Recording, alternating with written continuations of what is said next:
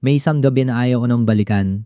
Ito yung gabing nakaupo ako sa sahig ng maliit naming sala, naka-earphones pero walang music. Hawak ko yung phone ko na parang may apoy. Yung screen, paulit-ulit kong binabasa. We regret to inform you. Tapos hindi ko na maalala yung kasunod kasi biglang sumikip dibdib ko. Parang may humigop ng hangin sa kwarto. Sa labas, rinig ko yung tricycle na dumadaan. Yung taho na sumisigaw sa umaga kahit gabi na. Yung kapitbahay na nagkakaraoke ng luma nilang playlist. Ang normal ng paligid.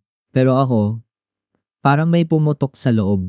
Hindi ko alam kung paano ko ipapaliwanag yung hiya na naramdaman ko. Hindi siya yung hiya na, ay nakakahiya nagkamali ako sa counter. Iba siya.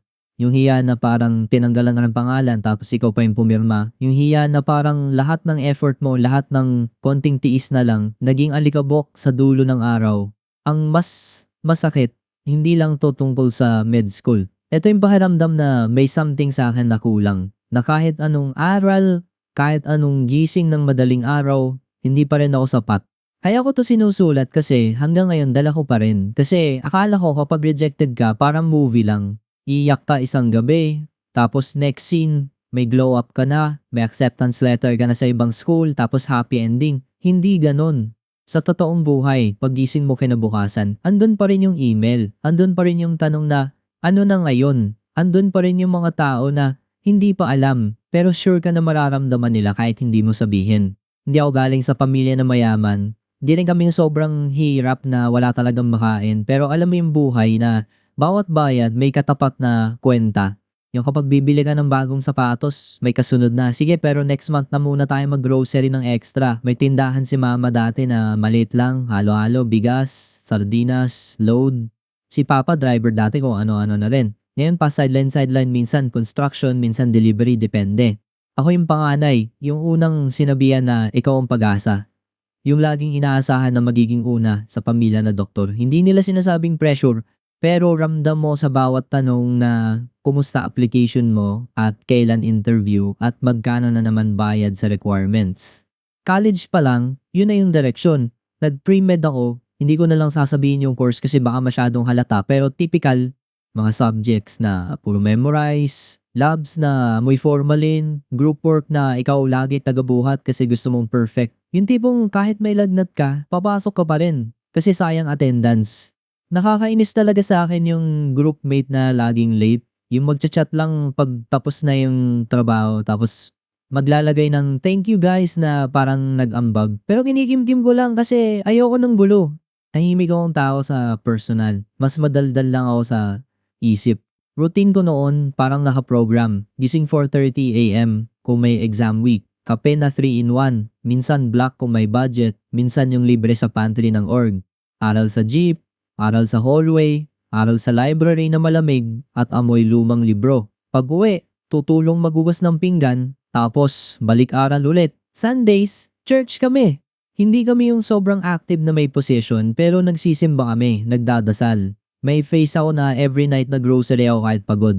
Kasi pakiramdam ko kapag hindi ko ginawa, may masamang mangyayari. Lalo nung malapit na applications, parang bargain na, Lord, gagawin ko to araw-araw basta makapasok lang ako. Nung time na nag-apply ako, halos lahat ng tropa ko may kanya-kanyang plan. Yung iba, sure na sa isang school kasi may family friend. Yung iba, sa abroad daw balak. Ako, simple lang. Gusto ko lang makapasok. Kahit saan, basta within kaya ng budget at hindi kami mababaon. Nag-ipon ako galing sa part-time ko. Online tutor ako sa gabi. Minsan essay editing. Minsan science tutoring sa mga high school na may kaya. Weird nga kasi ako'y nangangailangan pero ako yung nagtuturo sa mga hindi kailangan mag-worry sa tuition pero okay lang, kailangan eh. Tapos dumating yung interview season, iba yung kaba. Yung kaba na kahit anong review mo, hindi mo kontrolado. Nakaplan sa akong polo na hiraman, nag-haircut ako na parang pang first day of work tapos nagbaon ako ng candy kasi sabi nila helps daw sa nerves. Sa waiting area may mga taong ang ganda ng posture, ang linis ng shoes, ang smooth magsalita ng English. Ako, ayaw ko naman mag-English, pero yung accent ko, yung mga a at ano, lumalabas pag kinakabahan.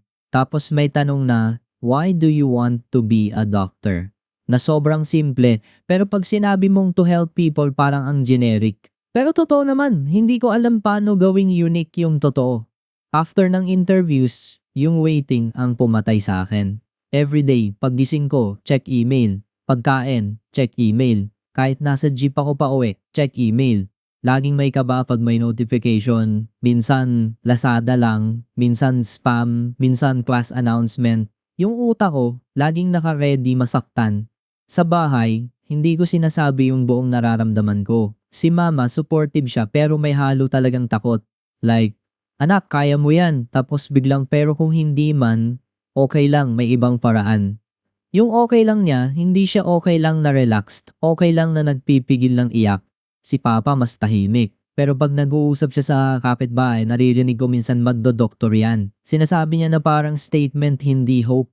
Kaya, bawat beses na naririnig ko yun, parang may bato na dumadagdag sa bulsa ko.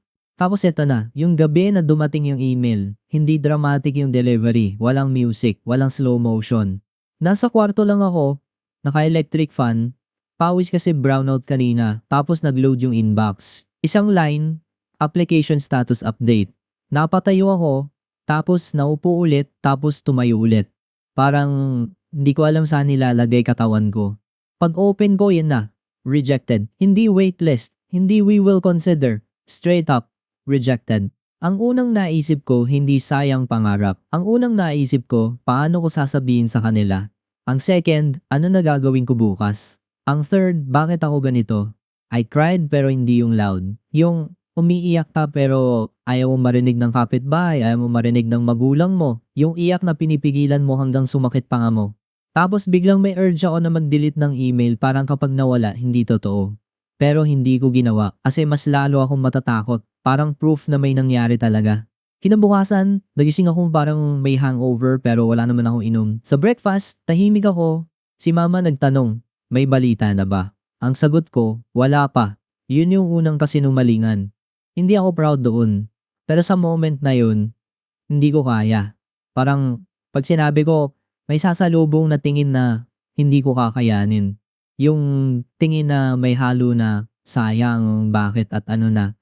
Kahit hindi nila sabihin, nai-imagine ko na. So I lied for days. At first, ang plano ko simple, one day lang. Sasabihin ko kapag mas kalmado na, kapag nakapaghanda ako ng words. Pero habang tumatagal, mas lumalaki yung kasinungalingan. Kasi everyday, tinatanong nila, everyday, kailangan kong mag-improvise. Wala pa, waitlisted pa daw, may second batch pa, may email delay. Grabe ang creative ko pala kapag takot ako. Meanwhile, sa labas, tuloy ang buhay. May group chat yung friends ko. May isa nag-post ng finally na may screenshot ng acceptance. Yung isa nag-story sa cafe celebrating. I muted them for a while. Hindi dahil ayoko sa kanila pero kasi bawat post parang may kutsilyo na dahan-dahan tumutusok. Tapos guilt pa kasi dapat masaya ako para sa kanila. At the same time, may mga bill sa bahay. May utang sa tindahan, may tuition ng kapatid ko, may bayad sa kuryente. Nakikita ko si mama nagbibilang ng coins minsan, tapos pag nakita niya ako nakatingin, smile siya na okay lang. That smile hurt more than any rejection email. Hindi ako makatulog. Every night, nagdadasal ako pero parang hindi lumalabas yung words. Parang ang bigat ng dila ko. Minsan, ang prayer ko simple lang, Lord, tulungan mo akong sabihin yung totoo. Minsan naman, Lord, bigyan mo ako ng isa pang tsansa. May moments na galit ako. Like, ang dami kong ginawa. Bakit ganito? Tapos magugilty ako kasi parang ang kapal ng mukha ko mag-demand. Nagtuloy pa rin ako sa work ko as tutor. Actually, mas dumami sessions ko kasi kailangan ko mag-distract. Sa Zoom, ang polite ko, ang calm. Good job. Let's review. You can do it. Pagtapos ng call, biglang babagsak yung shoulders ko. Parang actor na tinanggalan ng costume. Tapos sasandalan ko yung pader. Minsan, iiyak ulit. One Saturday, may family gathering. Birthday ng tita ko. Typical handaan. Spaghetti, lumpia, lechon manok, pansit. Yung mga tita, automatic na ang tanong. O ikaw, kailan ka mag-MMed? Si mama sumagot agad. Nag-apply na yan, naghihintay na lang. Napalunok ako, biglang uminit mukha ko, tawa ako ng konti. Oo po, waiting na lang. Para akong sinuntok sa sikmura pagkatapos ko sabihin. Tapos may isa pang tita na super proud type. Ay nako, magiging doktor yan, ipapacheck up ko kayo ha. Tawa-tawa sila. Ako tumawa rin. Pero yung tawa ko, may kasamang panic. Kasi habang tumatagal, mas lumalaki yung expectation na kailangan kong saluhin. Pag-uwi namin, hindi ko na kinaya. Sa kwarto, nag-open ako ng laptop, nag-search ako ng what to do if rejected from med school PH na parang may magic answer. Ang lumabas, reapply, improve, NMAT, take gap year, gain experience, normal advice. Pero yung utak ko hindi naghahanap ng advice. Naghahanap siya ng bagay na mag-erase ng hiya. That same week, may message sa akin yung isang kaibigan ko from church. May outreach sila sa Barangay Health Center, donation drive, basic checkup, BP monitoring, parang volunteer work. Sabi niya, tara, need namin extra hands. Hindi ako doctor obviously, pero pwede mag-assist, mag-list, mag-guide ng tao. At first ayoko kasi feeling ko fake ako. Like, paano ako mag-volunteer sa health center kung hindi na ako nakapasok sa med? Pero may part din ng utak ko na nagsabi, wala ka namang ginagawa o hindi mag-doom scroll. So, pumunta ako sa health center, ang init. Amoy alcohol, amoy effervescent oil, amoy pawis. May mga nanay na may dalang baby, may mga lolo na nakatsinelas, may mga bata na umiiyak kasi ayaw magpatimbang. Yung nurse na nandun, pagod pero ang bilis gumalaw. Yung isang midwife, nakangiti kahit sunod-sunod ang tanong. Ako, pinaupo sa table. Pagasulat ng pangalan, edad, BP, complaints. Simple. Pero habang tumatagal, may lola na umupo sa harap ko. Nanininig kamay niya habang binubuos yung maliit na plastic na lalagyan ng gamot. Sabi niya, anak, ito ba tama pa rin? Hindi ko na alam kasi minsan nahihilo ako. Tumingin siya sa akin na parang may tiwala, parang doktor ako, parang may sagot ako. Hindi ko alam anong gagawin. Sinabi ko, Nay, hindi po ako doctor pero tatawagin ko yung nurse para masigurado. Tapos tinawag ko yung nurse. Nag-explain yung nurse in simple words, tinanong kung kumain ba siya bago uminom, kung anong oras. Yung lola biglang gumaan mukha, parang napahinga. After that, yung lola nag-thank you sa akin kahit wala naman akong ginawa. Salamat anak. Ang weird. Kasi for the first time after the rejection, may naramdaman akong hindi hiya. Parang may maliit na spark na may silbi pa rin ako. Pag-uwi ko, hindi nawala yung problema. Rejected pa rin ako. Liar pa rin ako sa bahay. Pero may konting shift. Like, maybe I can still show up in small ways. Tapos nag-start yung escalation ng buhay ko. Kasi habang nagvo-volunteer ako once a week, dumami yung responsibility sa bahay. May araw na si Papa hindi nakakuha ng trabaho. May araw na nagkasakit yung kapatid ko, high fever, kailangan bumili ng gamot. Ako yung naglakad sa pharmacy. Ako yung nagbantay. Sa tuwing may sakit sa bahay, yung tingin nila sa akin parang ikaw yung health person dito. Parang future doctor na ako. Lalo akong na-pressure. May gabi na nag-away kami ni Mama, hindi malakas, pero yung type na mas masakit kasi mababa lang boses. Tinatanong niya ulit, wala pa rin ba? Sumagot ako, wala pa. Tapos, bigla niyang sinabi, anak, kung may problema, sabihin mo sa amin. Doon ako natakot kasi parang alam na niya. Hindi niya lang sinasabi kasi nanay siya. Hindi ako umamin. Instead, I doubled down. Sabi ko, naghihintay lang talaga ma. Tapos, pumasok ako sa kwarto at nagkunwaring may ginagawa. After nun, ang bigat sa dibdib.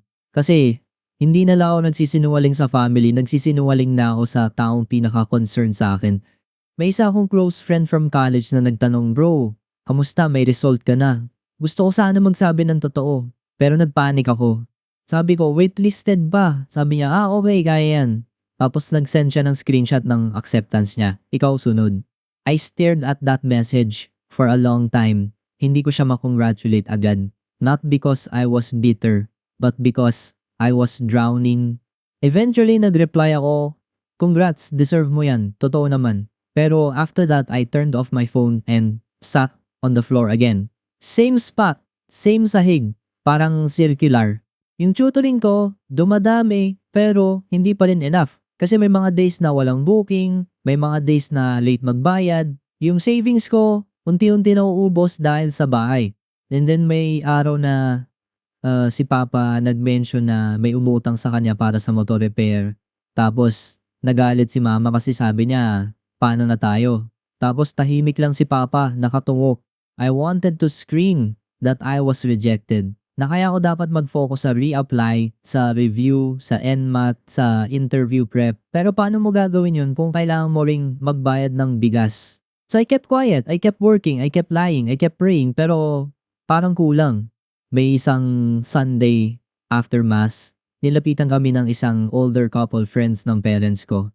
Sabi nila, ay si kuya, future doctor, ipag-pray ka namin. Tapos may hawak silang maliit na envelope, donation daw for my schooling, parang tulong. Hindi ko alam gagawin ko, tumanggi ako. Pero mapilit sila, galing kay Lord yan. Tinanggap ni mama, nag-thank you, halatang na-touch, ako, ngumiti lang. Tapos pag-uwi, kinulong ko sarili ko sa banyo, umiyak ako ulit. Kasi parang ninanakawan ko sila ng hope. Kasi tinanggap namin yung pera na para sa bagay na hindi nangyari. Doon ko naisip, kailangan na tong matapos. Kasi yung kasinungalingan ko hindi na lang simpleng ayaw ko lang mag-explain. It was affecting other people. It was making them spend hope, prayers, and money on a version of me that did not exist. But I still could not say it. Hindi ko alam paano simulan, hindi ko alam paano tatapusin. Tapos dumating yung araw na hindi ko na kontrolado yung pagbagsak.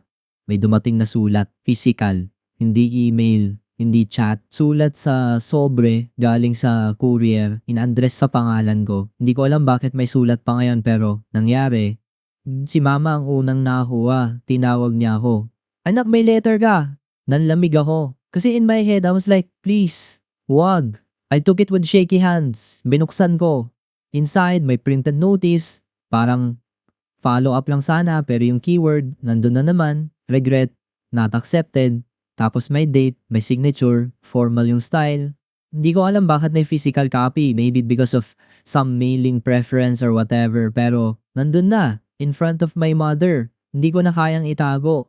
Si mama hindi agad nakapagsalita. Tiningnan niya ako. Tiningnan niya yung letter. Tiningnan niya ulit ako. Yung mata niya, hindi galit. Mas masakit. Confused. Hurt. Parang may bagay na nabasag at kailangan niyang pulutin pero hindi niya alam paano. I tried to talk. Walang lumabas. Parang na-stuck yung boses ko sa lalamunan. Huminga ako tapos sinabi ko rin, Ma, matagal na po. Nung una pang email. Tahimik. Narinig ko yung electric fan, narinig ko yung aso sa labas na tumatahol, narinig ko yung footsteps ni Papa sa kusina. Si Mama umupo, tapos very softly sinabi niya, bakit hindi mo sinabi? Doon na ako bumigay. I said everything, yung hiya, yung takot, yung pressure, yung pakiramdam na kapag sinabi ko, babagsak lahat.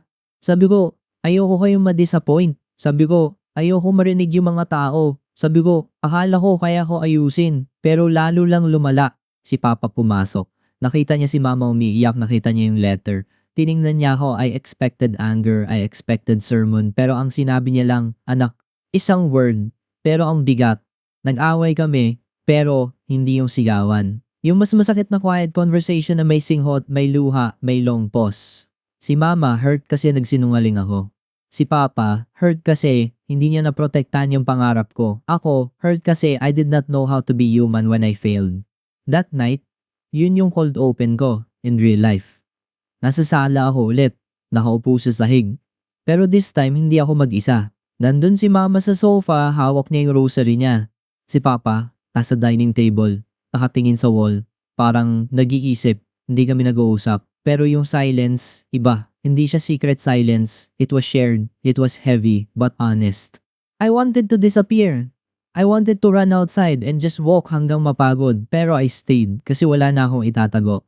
After that, ang daming consequences na sumunod. Una, yung donation envelope. I returned it. I went to the couple. After mass next Sunday, nanginginig ako pero sinabi ko, Tito, hindi po ako natanggap. Asensya na po. I expected disappointment. But they just nodded and the tita said, salamat sa totoo. Tapos hindi nila kinuha agad yung envelope, pinilit pa rin nila. Sabi nila, para sa susunod na step mo, hindi lang para sa med. Umiyak ako sa harap nila, sobrang nakakahiya. Pero at the same time, parang may gumaan. Pangalawa, yung social circle. I unmuted my friends and I told one close friend the truth. Sa chat lang muna. Rejected ako. Ang sagot niya, bro, bakit hindi mo sinabi? Same question. Pero this time, may follow-up. Tara kape tayo. Hindi siya nagbigay ng lecture. Hindi siya nag-compare. Just presence. We met sa isang maliit na coffee shop sa Quezon City. Yung tipong maingay, maraming students, may amoy espresso at baked bread. Umupo kami at unang beses in weeks, nakahinga ako ng medyo normal. Pangatlo, yung work.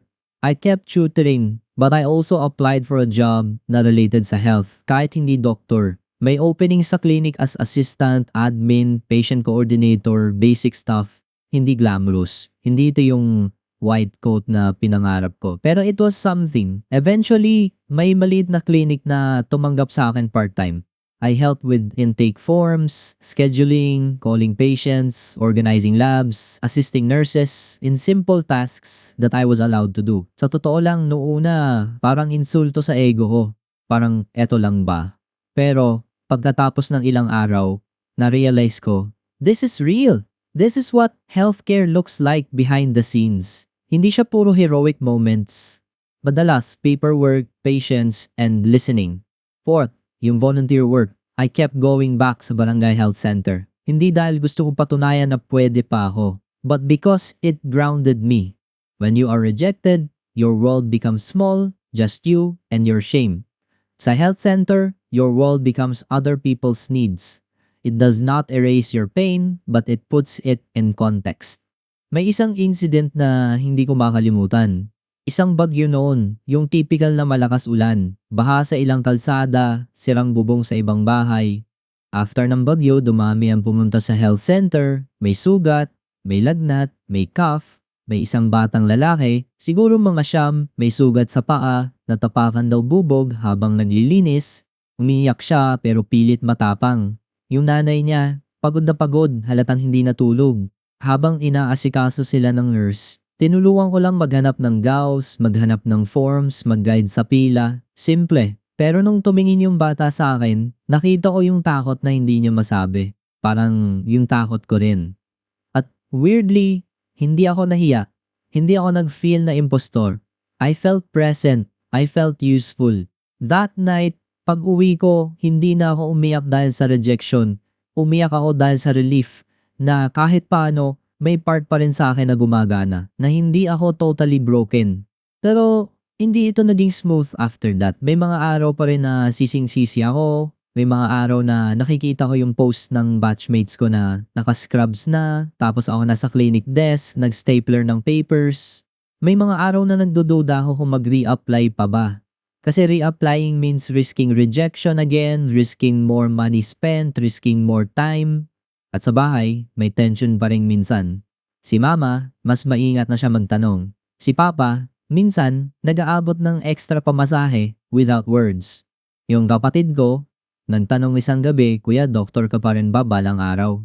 Ang sagot ko, hindi ko pa alam. Tapos umiyak siya. Hindi dahil disappointed siya. Kundi dahil ayaw niya akong nakikitang nasasaktan. Mas masakit yun. Slowly, I started doing the practical things. Nag-set ako ng schedule for review. Hindi yung intense na parang robot. Kasi alam ko na ngayon na kapag sinagad ko, babalik yung burnout. 2 hours a day, then 3, then rest day. I fixed my sleep little by little. I reduced doom scrolling. Kahit minsan bumabalik. I talked to one mentor, a doctor I met through clinic work, and I asked honest questions. Worth it pa ba? Paano kung hindi? He did not give me a motivational speech. He just said, kung gusto mo pa rin, you can try again. Pero wag mong ilagay buong pagkatao mo sa isang result. That line stayed with me. Wag mong ilagay buong pagkatao mo sa isang result. Kasi yun yung ginawa ko. I made med school acceptance the proof that I was worthy. When I failed, I thought I was nothing.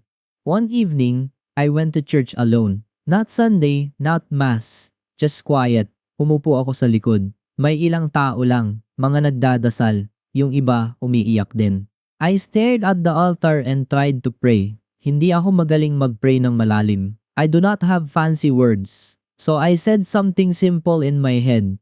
Lord, nahihiya pa rin ako, pero ayoko na magtago. I stayed there for a while. I did not feel a miracle. I did not hear a voice. But I felt calm enough to stand up and go home.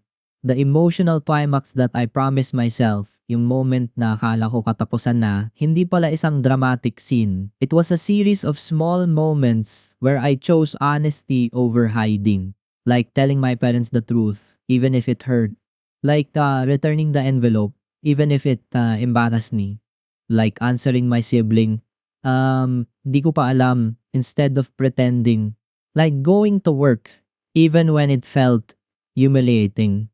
Like studying again even when my brain whispered baka mauulit lang. Now, months later, I still feel shame sometimes.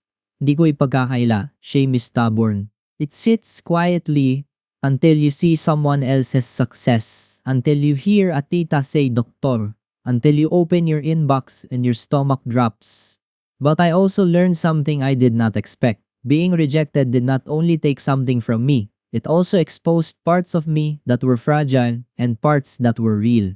It showed me how much I needed approval, not just from schools but from everyone. It showed me how easily I lie when I feel cornered. It showed me that I can be present for others even when I am hurting. It showed me that my family's love is not a contract kahit minsan ganun yung pakiramdam. If you are reading this and you got rejected too, lalo na dito sa Pilipinas where everybody has an opinion about your life, I cannot promise it gets easy fast. I cannot promise you will get accepted next time. I cannot promise your relatives will stop asking. I cannot promise you will stop comparing. But I can tell you what changed for me. When I stopped treating rejection like a secret crime, the shame started losing its teeth. When I stopped pretending I was fine, I started healing in small ways. When I accepted that I can still serve people without a title, I felt less empty. I still want med school. I still want to be a doctor. Hindi siya nawala. Pero ngayon, it is not the only thing holding my worth. It is a direction, not a verdict. And if I do not make it, if I end up in a different path, I want to believe that I can still live with dignity. I want to believe that my parents will still call me anak the same way. I want to believe that I can still wake up and do honest work. Tonight, I am writing this in the same small sala, same electric fan, same neighborhood noise. But I am not clutching my phone like it is a weapon. I am just tired. And for the first time in a long time, that tiredness feels normal, not deadly. Hindi ko alam anong mangyayari sa next application cycle. Hindi ko alam kung tatanggapin ako. Hindi ko alam kung ilang beses pa akong mahihiya. Pero alam ko na ito. Mas mabigat pala yung kasinungalingan kaysa sa rejection. Mas matagal pala yung pag-recover kapag nagtatago ka. At mas gumagaan pala yung buhay kapag may isang tao ka lang na mapagsasabihan ng totoo.